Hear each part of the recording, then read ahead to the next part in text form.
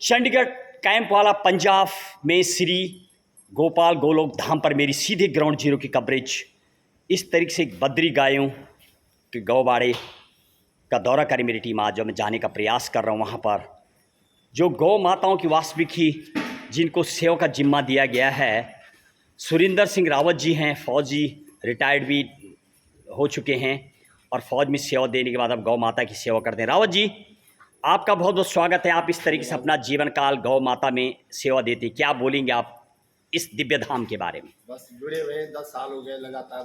जैसे तन शरीर जो भी है, जब तक शरीर आप सेवा करते हैं तो अच्छी बात है। इससे और क्या कह सकते। आपको 10 साल से ज़्यादा हो गए जुड़े हुए? हाँ, 10 साल से ज़्यादा। तो जो गौ माता की सेवा और इस आश्रम दिव्य धाम में रह करके क्या महसूस करते हैं आप और क्या क्या संदेश देना चाहेंगे आप आज के समाज को? बहुत आनंद आता है और पूरी क्लाइमेट जो बाहर से शहर रहते हुए भी जो वातावरण यहाँ का है ना, बहुत ही पीसफुल वातावरण है। सुबह शाम बिल्कुल यहाँ ऑक्सीजन के लिए, बुढ़ापे के लिए, मतलब जो घरों में जो आरामदायक है उससे बड़े आराम हमें यहाँ मिलता है। तो रावत जी, आप पहले आप तो आर्मी में थे आप पहले? मैंने आर्मी में राइट। अच्छा, चलिए आप अभी जो बहरहाल अपनी सेवा दे रहे हैं इसको लेकर के क्या आप किस तरीके से, क्या शेड्यूल है, कैसे कैसे करके यहाँ पर चलाते हैं? यहाँ काफी गायों का सुबह 4 बजे से 3:30-4 बजे उठ जाते हैं। ठीक है। प्रातःकाल गायों के फिर दर्शन करते हैं, फिर गायों को अंदर शेड से उनको बाहर करते हैं, थोड़ा उनकी सफाई वास्ते। फिर चारा मंगवाना, चारा है या तूड़ी नहीं है, सब कुछ व्यवस्था करनी पड़ती है।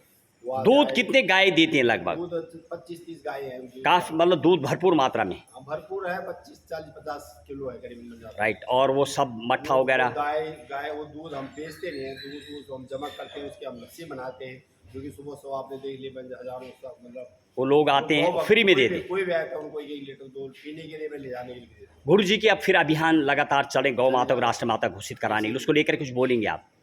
आपने भी गए आप गुरु जी के साथ उस अभियान में कभी? एक बार 2 बार दिल्ली गए हम। तो क्या लग रहा है आपको? वास्तविक गौ माता ही तो बहुत अभी तो फिलहाल बेकदरी हुई पड़ी। हम जब देख रहे गंगोत्री धाम से लेके केदारनाथ, बद्रीनाथ, चारों धाम की सड़कों पर पूरे देश में, तो ये सब क्यों हुआ होगा, क्या वजह है? लोगों की भावना नहीं रही ना, लोग अब दूसरी तरफ खेती बाड़ी करना लोगों ने छोड़ दिया है। शहरों में तरफ पलायन हो गया, गाँव के लोग खाली हो गए हैं, तो जो गाय लोगों के घर में होती है वो सब इधर ही छोड़ देते लोग।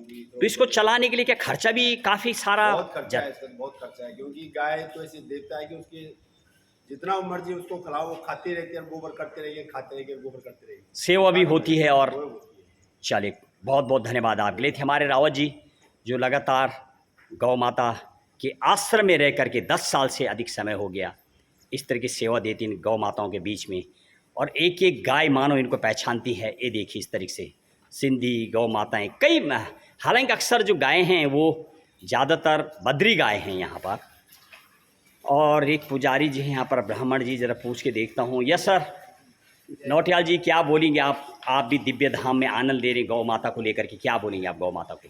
जी जय गौ माता जी। जी ये गौ माताएं हैं, विप्रदेन सुरसंत हित लीन मनुज अवतार, क्योंकि गौ माता ही सर्व पूजनीय है। जो हमारे 16 संस्कार होते हैं, जो मनुष्य के 16 कर्म होते हैं, जन्म संस्कार, जात संस्कार, गर्भाधान संस्कार, इनमें जो गौ माता का पंचगव्य से रहित दूध, दही, घी, गौमूत्र, गोबर से निर्मित जो पंचगव्य बनाया जाता है, यह गौ माता उनको अच्छे आचरण देता है और उनके मुंह में मिठास और उनकी आज्ञा जो भी वह करना चाहते हैं उनको उन करने का कर्तव्य। आप कब से गौशाला में रहते हैं महाराज, कितना टाइम हो गया? जी महाराज जी, हमको हो गए 9 माह से गौ माता। पहले भी आपने गौशाला का आपको अनुभव है क्या? हाँ जी, हाँ जी। अच्छा, ऐसा क्यों होता है कि ज़्यादातर ब्राह्मण जो लोग हैं वो सब कुछ जानते हैं कि गौ को दान भी किया जाता है और बैतरणी नदी पार कराती है, सब कुछ, इसके बाद भी गौ माता तो सड़क पे डोलती हुई नजर आ रही, तो इसका दोष तो कहीं ना कहीं ब्राह्मण मंडली का भी है। जी जी, ये तो जो ब्राह्मण, गौ और साधु, इन तीनों को, हम तीनों को माता लक्ष्मी ने श्राप दिया है, क्योंकि साधु अपनी साधु अवज्ञा को भूल जाएंगे और ब्राह्मण अपने विद्वता कर्म को भूल जाएंगे। और गौ माता ने जो झूठ बोला था, जो माता सीता मैया को जो झूठ बोला था, सीता मैया ने श्राप दिया कि मुंह आपका जूठन में पड़ेगा, और इसीलिए गौ माता बेकदरी में पड़ रही है। नहीं तो महाराज, ये तो कहानी है, क्या यही कहानी सुना करके ब्राह्मण देव क्या समाज में सुधार नहीं लाएंगे? वो खुद गायों को नहीं लेते। पहले ज़माने बताया जाता है जब लोग दान करते थे गाय को तो पंडित लोग ले जाते थे, सेवा करते थे, लेकिन आज ब्राह्मण लोगों ने ही गाय लेना बंद कर दिया, वो गोबर पे संकल्प कर रहे हैं। नहीं, तो ये विधि कहाँ से आ गई? ये तो नहीं। कहीं लिखा हुआ नहीं कहानी में। जी सर, ऐसा जो हर कोई ब्राह्मण नहीं है। जैसे कि जो नहीं लेने वाले हैं, जो गौ को नहीं मानने वाले, वो ब्राह्मण नहीं कहलाता है, क्योंकि वो तो ब्राह्मण कुल में जन्म लिया है, पर वो चांडाल के समान है।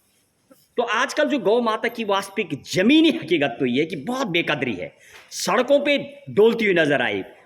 उत्तर प्रदेश का जब हमने दौरा किया, बरेली से लेके गोरखपुर में ऐसे सड़कों पे यानी तार से कटी हुई गाय क्योंकि खेतों में जाती हैं, और सरकार दूसरी तरफ प्रयास तो कर रही है, पैसा भी बहुत अच्छा दे रही है, 30 रुपीज़ पर डे था, अब 80 हो गया, भरपूर है, फिर भी बेकदरी है। क्या आप मानते हैं क्या?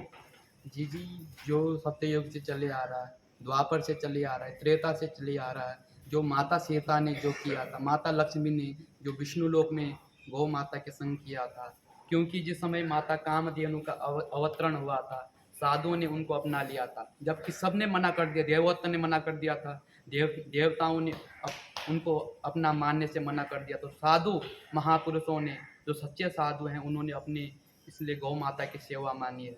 राष्ट्रीय माता घोषित करानी है, यानी इस को पशु नहीं, इस पशु को यह होना राष्ट्रीय चाहिए, क्योंकि जब पशु गंगा, घोषित कराने के लिए अभियान चल रही। क्या आप जानते हैं इस चीज़ को? क्योंकि यह होना चाहिए, क्योंकि जब गंगा माता को हमने माता का दर्जा दिया है, धरती को हमने माता का दर्जा दिया है, जन्म देने वाली माता को हमने माता घोषित किया है, क्योंकि जो हमको जन्म से लेकर के मृत्यु तक जिसके दूध से हम अपने मन को शुद्ध करते हैं, क्या वह माता नहीं हो सकती है?